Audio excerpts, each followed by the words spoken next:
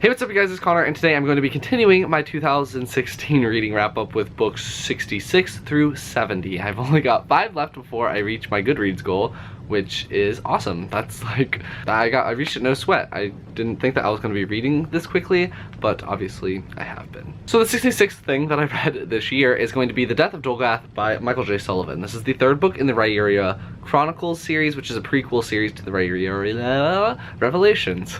I do recommend that you read the Rhaenyra Revelations before you read the Rhaenyra Chronicles, because I think you take a lot more out of these books with having known the characters for so long in that other series. And I keep going back between whether I think that people should do that or not, because in these books you know how the stories are going to end up, except for this one you wouldn't really, because we never really heard of it that much before in the original series. What is that phrase? It's always like, it's about the journey, not the destination, and that's kind of what these books are like for me. I know where the characters end up in the future, but it's fun to see what troubles they're getting into in these books. I just love the Rhaenyra books, all of them. I love all the characters. I just love them. I ended up giving this book 5 stars because it's just another journey that they were going on, and the witty banter that the 2 main characters have is just so incredible, and it's so fun to see their friendships start in these books because they're already friends and they've been working together for a long time in the original series, but in these they're just starting to get to know each other, and so things can still shock each other and they're like, oh my gosh, I didn't know you could do that, all that kind of stuff. And I think that this book kind of expanded the magic system a little bit, so I appreciated seeing that as well. I hadn't heard of this type of thing happening in the world, so it was really cool, really enjoyable. Definitely recommend the Rhaenyra Revelation series. Starts off with Theft of Swords. I'm happy that people are starting to read that one a lot now, but yeah, more people should read it, and I'm so freaking excited for the new series that is coming out this year by him.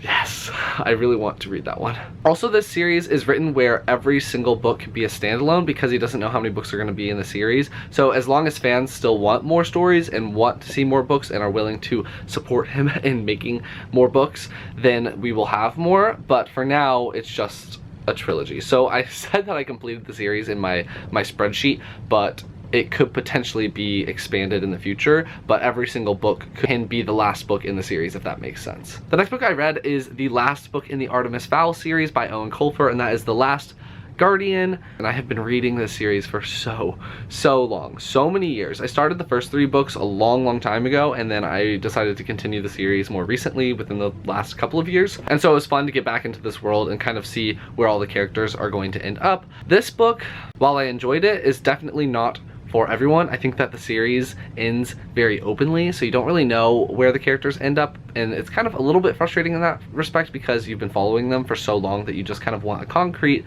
ending for them and just to see them be happy, because they have literally had every single bad thing ever happen to them. And I didn't really mind it that much. I ended up giving this book 4 stars. At the very beginning I was like, oh, here we go again, because I didn't love the 7th book. It was my least favorite book in the series, and this book kind of started off similarly to that in terms of my feelings towards the characters and how they were acting and how they were treating each other. And then I just realized how negative I was being about it. I was like, you need to just calm down, wait a second, put the book down for like a day or 2, and then pick it back up with a better attitude. And after I did that, loved the rest of the book. It was so much fun, and I think that if he wanted to, he could down the road go back to these characters and write more stories with them, but for now I'm very happy with how it ended, and I ended up giving it 4 stars. The next book I picked up is The Dark Side of Nowhere by Neal Shusterman. This is one of the books that I was having to read for the Around the Year in 52 Books challenge. I always forget that name. This was the one that had not made it on the list, and it was a book that I could read in one day, starting with the word the, so obviously I did that.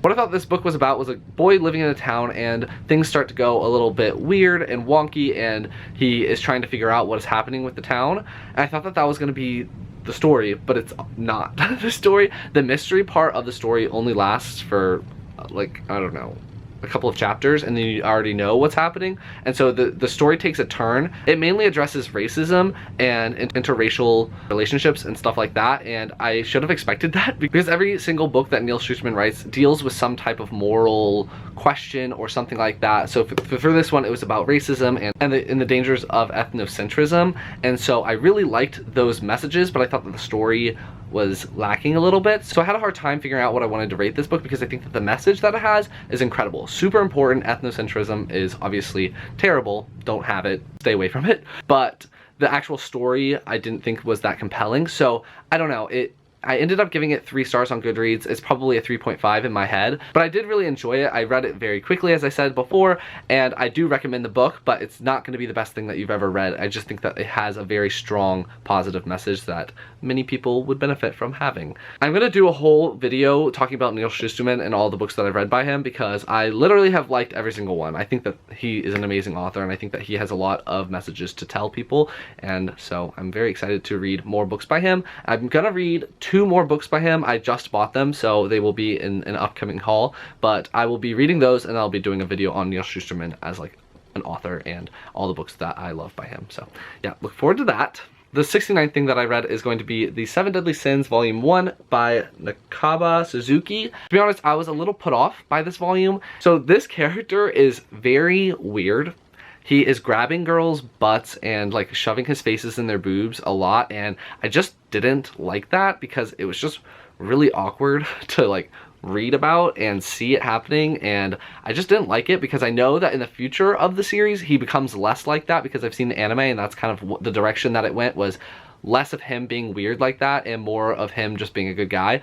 So this volume didn't impress me. I ended up giving it 3 stars. I'll be continuing with the series, but I just didn't think that it started off that strong. I know the series is going to be amazing, but I just didn't like it. I didn't like seeing him shove his face in people's boobs a lot. He does it a lot. Let me find one. So he's just very handsy and like he's like grabbing our boobs and stuff, so I just didn't love that, but if you're into that, I definitely recommend it. And as I said before, I know the series is going to tame down a little bit on that as it goes along, so definitely be continuing, but for this one I gave it 3 stars. And the 70th thing that I've read in 2016 is going to be Gathering Darkness by Morgan Rhodes. This is the 3rd book in the Fallen Kingdom series, and as you guys know, I wasn't very impressed with the first 2 books of the series. I ended up giving both of them 3 stars because I liked them, but I had some problems with the writing style, and for this one, I just knew going in that I wasn't going to love the writing style. That is not going to change. I just don't like it that much, and so I put that aside and I was reading it for the story and for the characters and what was happening. And so far, this is my favorite book of the series. I thought it improved a lot on some of the other things that I had problems with. I think that Morgan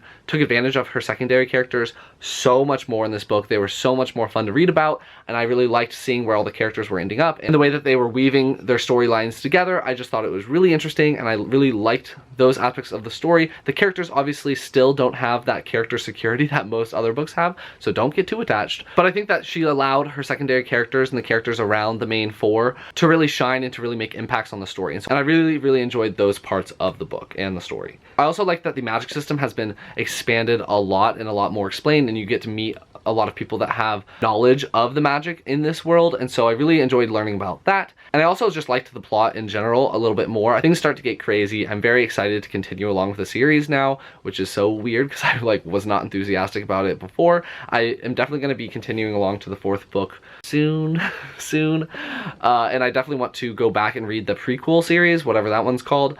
I just don't know when I'm going to be doing that. I ended up giving this book 4 stars because I definitely did enjoy it a lot more than the other 2, and I am very hopeful for the rest of the series. So those are the next 5 things that I read in 2016. Let me know down in the comments what you've been reading, and if you have any suggestions for me or some series that you want me to continue sooner rather than later. I know someone commented on one of my videos that they wanted me to continue the Wereworld series, and I have bought the 2nd book that will be in my book haul, but yeah, so I'll be continuing that one soon. But if you have any other series that you'd like to see my opinions on in the future books, definitely let me know those down below. If you like this video, please give it a big thumbs up, and I will talk to you guys next time. Bye.